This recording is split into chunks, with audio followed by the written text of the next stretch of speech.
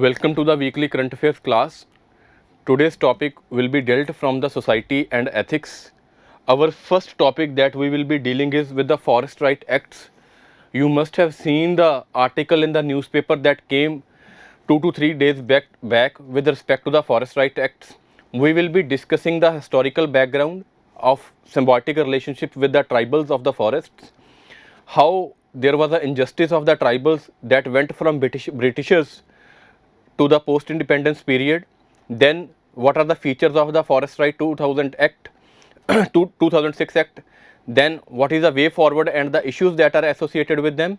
And our next topic will deal with the climate action and what are the ethical issues basically that are involved with respect to the climate change. These are the two topics that we will be dealing with. First topic again over here is Forest Right Acts. I will be providing you with the historical background.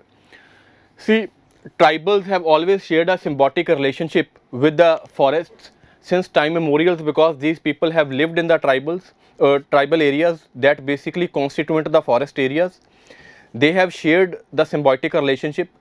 We have even, for example, you must be aware of the environmental protection with respect to the sacred groves that we have. How many sacred groves are there in the Maharashtra is there, Madhya Pradesh is there, and how the tribal people basically worship them and they contribute towards the environmental protection, how they use their traditional knowledge to conserve and sustain the forests. That is how there is a symbiotic relationship between the tribals and as well as the forests.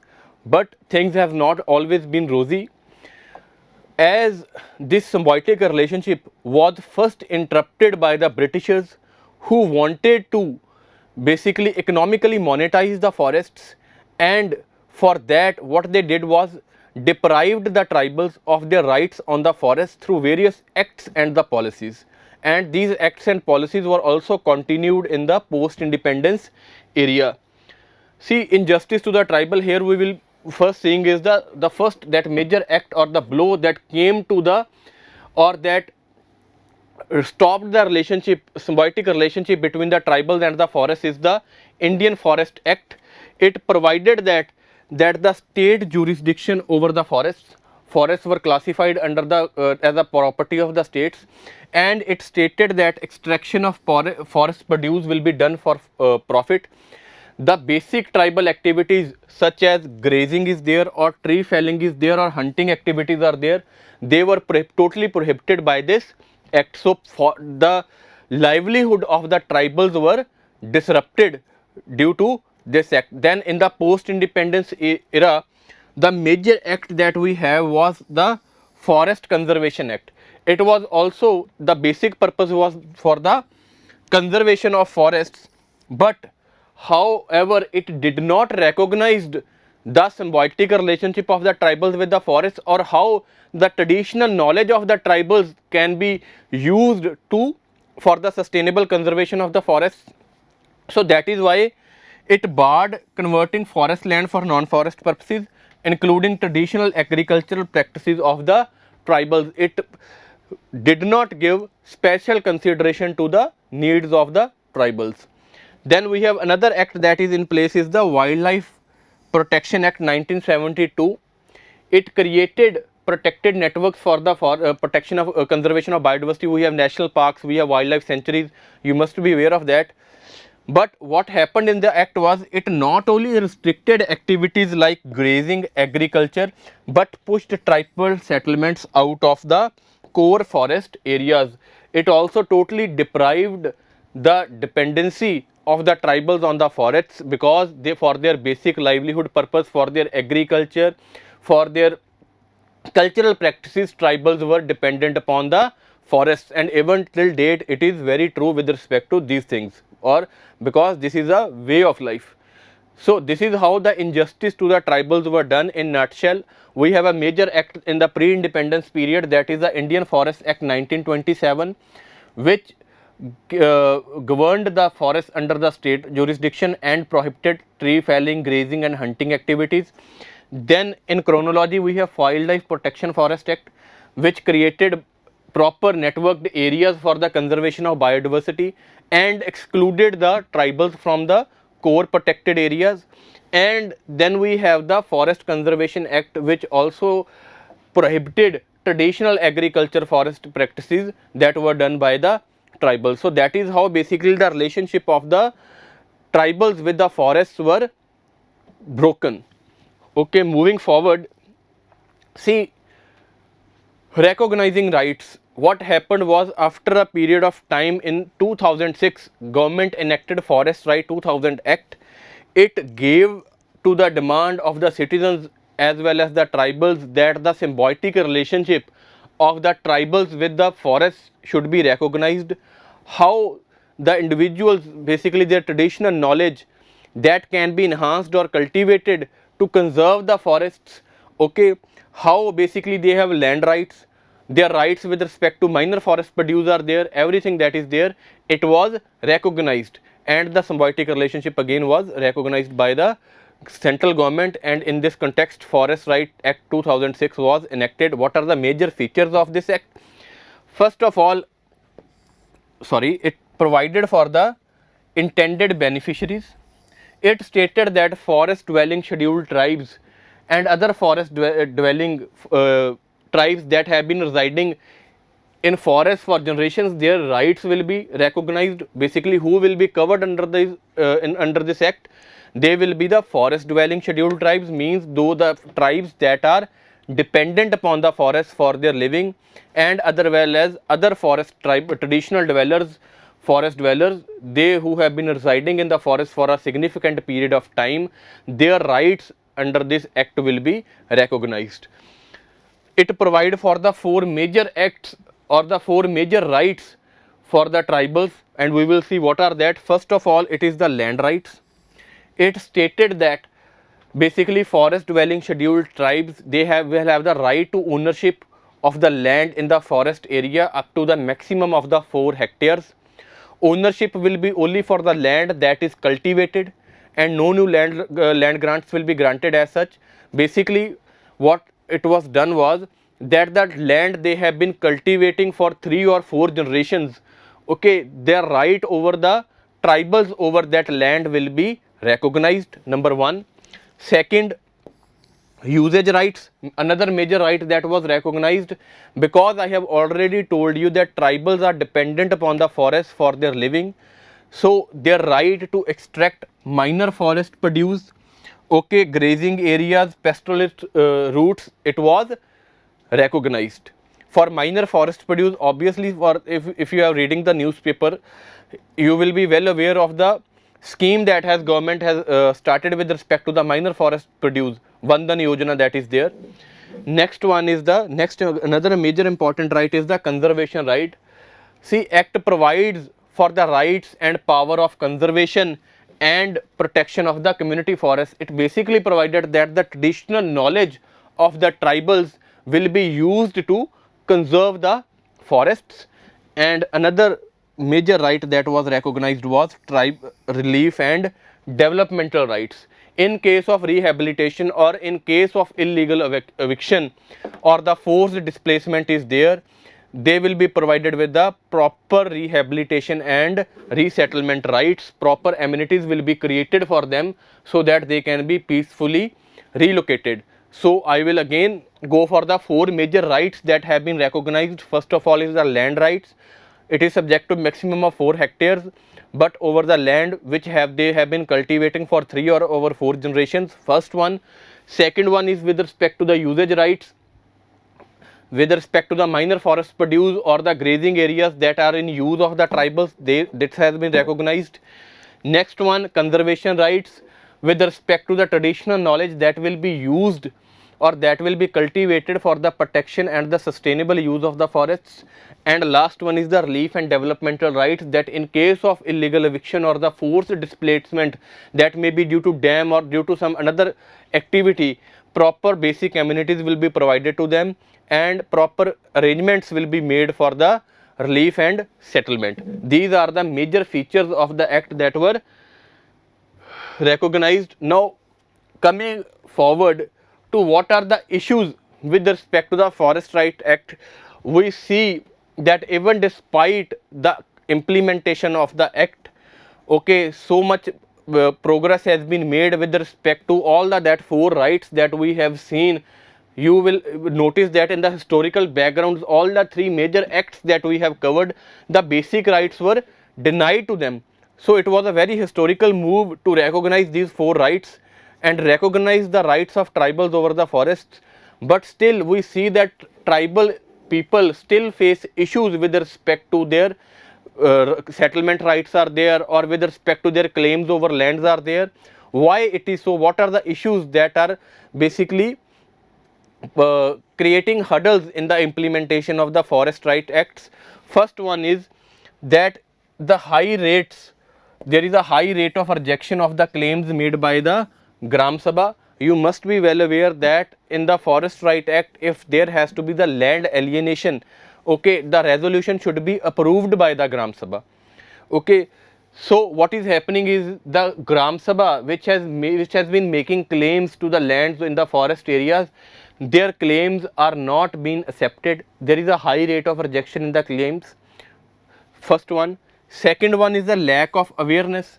First, on the part of the tribals, because of the poor literacy rates, they do not have awareness that what are the rights that have been granted to them under the Forest Right Act, or proper communication from the government side has also not been there with respect to providing the awareness regarding the rights. First one. Then there is a bureaucracy misinterpretation of the FRA.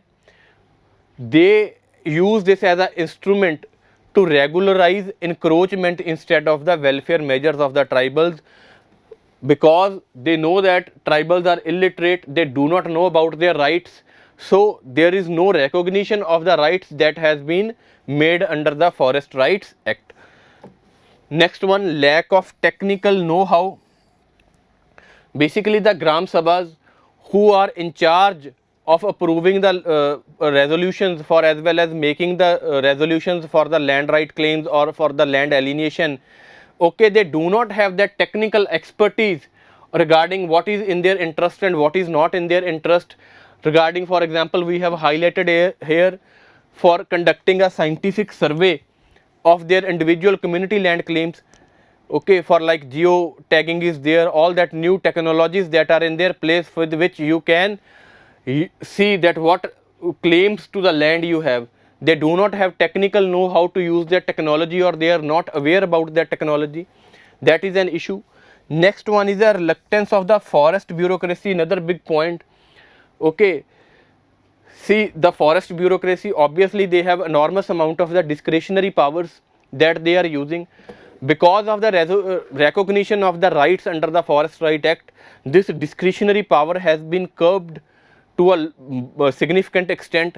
So the forest bureaucracy also fears that the enormous power over land and people that it currently enjoys, basically they will fear the corporates may lose the cheap access to the valuable natural resources. So this is another major hurdle in the implementation of the act. Because of the illiteracy and lack of awareness, the power distance between the bureaucracy and the tribal people, it is lot, and that is why the discretionary powers that are used in the hands of the forest bureaucracy, they fear losing that. Further, the corporates that are there, they also fear that because of the recognition of the rights, they will lose the cheap access to the valuable natural resources, because obviously we know that the valuable natural resources are located in the forest areas. That is the another issue. Last one is the avoiding Gram Sabhas. The forest right committees that is there, that is made under this act, it has the 2/3 participation of the Gram Sabha. It is mandatory that over 2/3 members of this committee should be from the Gram Sabha. It is mostly constituted by the Panchayat Secretary without the presence of the Gram Sabha members. So the major feature of the act to constitute the committee and with the presence of Gram Sabha members, it is not also upheld. The members from the Gram Sabha are not included these forest right committees. So when the members are not included, the representation is not there. Obviously, the issues or the resolutions that will be taken up, that will not be in the interests of the tribal people. So these are the issues at large that we are dealing in this slide here. First one, again I will repeat in the nutshell. First one is the rejection of claims made by the Rajya Sabha. Then there is a lack of awareness on the parts of tribals and as well as bureaucracy misinterpreting the FRA Act. Next one is the lack of technical know-how of the Gram Sabha. Next one again is the with respect to the constitution of the Forest Right Committee, and last one is the reluctance of the bureaucracy to curb their discretionary powers over the tribal people. Moving forward, another major issue is the poor integration with the market for minor forest produce. The minor forest produce that they are collecting from the market. Even I have told you that government has launched a specific scheme with respect to that. That is a Vandan scheme. But again, there is integration with market is not there. They are not getting the required price for this produce. That is the issue. And the another major issue is the uneconomic land holdings, as a lower extent of land is awarded than claimed. For example, somebody is demanding the 4 hectares of land. This claim is not recognized. They are given 1.5 to 2 hectares of land, and the land that is given to them is not cultivable. It is an uneconomic land holding, due to which they are further pushed into the poverty. I am hope we are clear with the issues as well as the features here. Now we will move forward to the basically our next topic, that is there, climate action and ethics. Okay, so what is this issue has again been in news for significant amount of time. You can use this topic basically in the ethics also. Climate change is an important topic. It is an important topic from the view of environment as well as geography also. But here that we are dealing with is the linkage of the climate action and ethics. But before that we move on to that, we need to first know about what is the environmental ethics. See, it is a branch of applied philosophy. You must be aware of the applied ethics. You must have studied that. It is a branch of applied philosophy that studies the moral and ethical relationship of the human beings to the environment. In basic terms, if we want to say, is that it is the relation, how man is related to the environment. Obviously, environment is giving us so much benefits in terms of natural resources, tourism spots and all that are there. But in return, what is a man's or human's moral and ethical obligation towards the environment? So this is what an environmental ethics is. It defines about the man or human being's relationship to the environment, and in turn the human's moral and ethical obligations towards the environment, that is called as environmental ethics. So why it is important, climate action? Why climate action is so much important? See, what is happening in today's world or the global society is unmindful development and ignorance towards environment. If you want to link it with the economics also, because of the sole focus on the economic growth, this is an also criticism of our approach on the GDP measures only, because we are not including gross environmental product is there. So many approaches are there. Our sole focus on the economic growth and ignorance of the environment, what has it tend to be is, it has started climate change, leading to global warming and inconsistencies in natural phenomena. What are in natural consistency phenomena? You must have witnessed that recently, last month examples, these are their latest, prolonged heat waves in the northern Indian region, or the devastating floods that occurred with landslides in the Assam region. These are the severe outcomes of the climate change. If you want to include a global example also, there was basically in China last year, in a particular region of China, there was a month's annual the rainfall that we get, average rainfall that we get in a month, basically it poured down in single day, causing to the flash flood problem in that particular city. So that is how there is an inconsistency in the natural phenomena. Monsoon is sometimes early, monsoon is sometimes late, prolonged heat waves are going on, landslides are occurring everywhere. This is all nothing but the consequences of climate change or our insensitivity towards the environment. Obviously, we can look into the causes, what are the causes of climate change, what are the reasons behind these phenomena. But what we are here trying to do is trying to link it with the ethics. What are the ethical issues that are involved with respect to the climate change or climate action?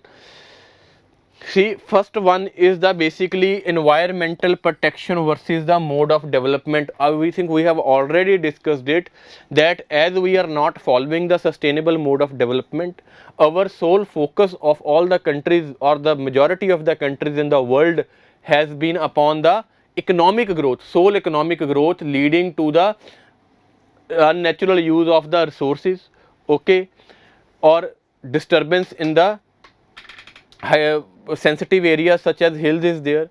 You must have seen basically last year there was the problem with respect to the floods in Kerala because of the problems in the Western Ghats, that region that was there. Okay, so what kind of mode of development are we following? Is it mode our sustainable development, or it is excluding all other forms of social arena and it is solely focusing upon the economic growth with irrespective of our regard to the environmental considerations? So what is it? This is the first ethical issue. Next one, current actions versus the burden on future generations. See, whatever that is done to the environment, it is being contributed by the current generation. We are contributing to the carbon emissions. We are unjudicially using our natural resources. But the future generations, those who have not even been born yet or those who are basically of tender age, they have no role to play in this kind of development. They don't approve of this development, okay. But the burden or the consequences of this change will have to be borne by the future generations who are not even born yet. This is another ethical issue. Next, usage of resources by the rich versus the poor. Basic example that I will try to give you is, for example, ACs are there, okay, they contribute to the warming of the temperatures, but most of them are used by the rich or the upper middle class. Poor people from the poor class basically, or the lower class, they do not unjudicially use the resources. They are not contributing that to the environment, environmental pollution, whereas they are the one or the primary disadvantaged section with respect to the climate change. For example, you can take the example of Odisha, cyclones are there. Every time the cyclone occurs in that area, basically majority of the what we say consequences have to be borne by the poor people. Or in example, if there are floods in Mumbai due to the heavy downpour rainfall, what happens is the individuals, those who have resources, basically they are able to save themselves, but the individuals who do not have the resources, who are living in the slum areas, okay, they are the first one to bear the brunt of that floods, and also sometimes lost all their belongings that they have. So the major usage of the resources is done by the rich versus the poor. Then I have already explained you how there is a disproportionality in the consequences that is faced by the rich or the poor. For example, take the example of heat wave. It is mostly the people who are working in informal sector or on the agricultural lands that will have to bear the brunt of the heat waves. Those who are the majority of the people working in the formal offices, formal organizations, those who are sitting inside their AC comfort offices, they won't have to bear that much impact of the heat waves. Then again, responsibility of developed versus developing nations. This has been also the talking point of the India, that we are country, for example, US is there, we are contributing 1/8 of the US emissions, okay, but the majority of the things or the carbon emissions with respect to industrialization that have been committed by or emitted by, they are done by the developed nations, and now the brunt has to be borne by the developing nations. And you are asking the developing nations who have much more priorities. We have to look after the poor, we have to look after our food security, we have to give employment to the people. So many considerations or priorities with respect to social development of the government are there, but developed countries are not recognizing that. They are asking the developing countries to contribute equally, while they have not contributed or emitted the carbon emissions in the past. So this becomes another contentious issue. And next last one of is the animal rights, because they are also sharing this planet earth with us. Okay, they are also the members of this planet, and when the heat waves type of things occur or the floods occur, basically animals, they lost their lives. Okay, they are sometimes trapped in the floods. These they have to bear the un and sorry, they are even not contributing to the climate change. Okay, but they have to bear the consequences of this climate change or the global warming that is going on, or the flooding of the island nations is going on. So there is a ethical issue of the animal rights as well. So what are the ethical issues that are faced? I will again repeat in the nutshell. First one is the protection of the environment versus the mode of the development that we are following. Next one is the current actions versus the burden on future generations. Next one is the usage of the resources by the rich versus the poor, and disproportionality in consequences faced by the rich and the poor, responsibility of developed versus developing nations, and last one is the animal rights. Now, how should we solve these ethical issues? What is the mechanism to solve this conundrum? First one is the common but differentiated responsibility, that the developed countries should recognize that we have a more responsibility to basically stop the global warming. We have a more responsibility to contribute to the financial resources, to share the technical know-how. This point can be well extended to the rich versus poor debate also, that rich who are more using the resources, okay, they have a more responsibility to curb the global warming also. Okay, or they should help the poor to bear the, so that they can bear the consequences of this climate change. Next one, with respect to development, obviously we should follow the sustainable model development. There is no doubt about it. We should give consideration to the environmental factors. Next one, SDGs are there. Already there is a well defined policy regulation that how we can contribute to the effective policy making to stop the climate change. We should incorporate those. Next one, special development initiatives for those who are vulnerable and disadvantaged, in the, that can be in the form of infrastructure, that can be in the form of economic incentivization, anything. Okay, next one, using traditional knowledge to solve the crisis. Okay, for example, you must have heard of the Andaman tribals that are there, how they tackle, how they use their traditional knowledge to combat the floods that happen in the Andamans. That type of thing can be done. Then whatever institutional framework that we have, like we have National Green Tribunal is there, National Biodiversity Authority is there, we have specific laws like Environmental Protection Act is there, Environmental Impact Assessment is there. All the loopholes should be covered, so that this framework, institutional and as well as policy framework, should be strengthened. And last one, that international collaboration, for example Paris climate deal is there or Glasgow summit was there, countries should collaborate and try to find out a common solution, okay, so that everybody wins in the last, at or the citizens or the common people are beneficial at the end. These type of things can be done to solve the ethical issues. I will repeat it again in nutshell: common but differentiated responsibility, sustainable development, then incorporating SDGs in the policy making, special initiatives for the vulnerable and disadvantaged, using the traditional knowledge, then strengthening our policy as well as institutional framework, and international collaboration in the form of Paris climate deal is there or Glasgow summit was there. These type of things can be done with respect to this. So this is all with respect to our two topics that is there. Okay, now I will provide you with the question with respect to the seize the mains that you have to write. Okay, you have to write it in the 150 words here. What are the salient features of the Forest Right Act 2006? You have to answer it in 150 words, and obviously you can submit your answer at rajiasacademy.com. Okay, that will be all from my side. Thank you and all the best for your future endeavors.